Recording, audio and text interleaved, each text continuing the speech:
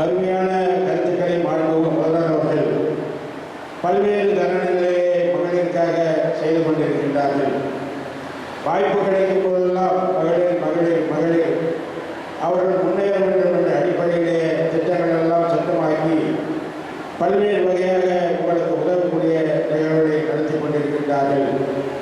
தலைவர் கலைஞர் அவர்கள் தருமபுரியிலே 1989 ஆரம்பத்தில் தான் மகளிர் சுய உறுப்பினர்.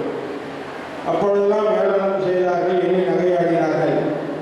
இப்பொழுது அது ஆள்போல் வளர்ந்து தமிழகம் எங்கும் மகளிர் சுய உறுப்பினர்கள் எதை கேட்டாலும் வங்கியாளர்கள், மாவட்ட ஆட்சியர்கள், மாண்புமிகு அமைச்சர்கள் தருகின்ற அந்த நிலை மகளிர் சுய உறுப்பினர்கள் நிறைவேற்றிக் கொண்டிருக்கின்றது.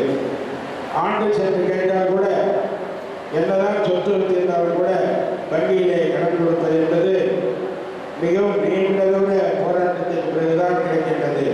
ஆனால் மகளிர் 20 பேரோ 15 பேரோ 25 பேரோ கொண்ட குழுக்கள் 1 கோடி அல்ல 5 கோடி ரூபாய் கேட்டாலும் கூட உடனடியாக வங்கியுடைய மேலாளர்கள் தருகின்ற சூழ்நிலையை இந்த தமிழகம் உருவாக்கி கொண்டிருக்கின்ற முதல்வர்களும் துணை முதல்வர்களும் காரணம், வங்கி மேலாளர்கள் கேட்பதற்கு முன்பாகவே ஒரு நாள் முன்பாகவே அந்த வங்கி கடன்களை செலுத்துகின்ற நம்முடைய மகளிர், நியாயமான மகளிர், நேர்மையான மகளிர் தமிழகத்தில் இருந்து கொண்டிருக்கிறார்.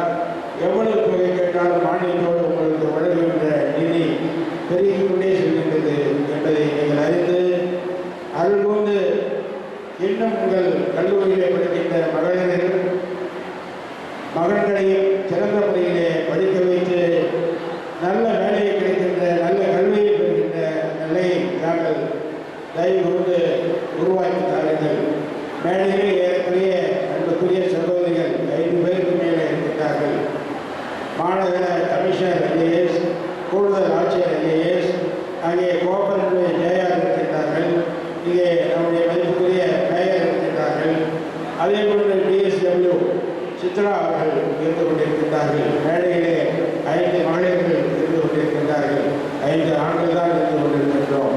இது சரிசமமாக இருந்து கொண்டிருந்தாலும் கூட பல இடங்களிலே பார்க்கின்ற பொழுது அதிக அளவிலே மேடையிலே பெண்கள் தான் அமர்ந்து கொண்டிருக்கின்றார்கள் என்று உள்ளாட்சியிலே 50% விழுக்காடு நமக்காக ஒதுக்கீடு செய்த மாண்புமிகு முதல்வர் கலைஞர் வழிவந்தவராக அவர் 33% மகளிருக்காக பெற்று தந்தார்கள். இப்போது வாழும் முதல்வராக நம்முடைய தமிழக முதல்வர் அவர்கள் 50% விழுக்காடை வழங்கி நமக்கு சிறப்பு செய்து கொண்டிருக்கின்றார்கள். நீங்கள் உங்கள் பிள்ளைகளை நன்றாக படிக்க வைத்து மேடையில் இருக்கின்ற அதிகாரிகள் போல் அவர்களும் பல துறையிலே முன்னின்று பல பதக்கங்களை பெற்று அரசு துறையிலே வேலை வாய்ப்பு பெறுகின்ற நிலையை உருவாக்கிக் கொள்ள வேண்டும் என்று கேட்டு வாய்ப்புக்கு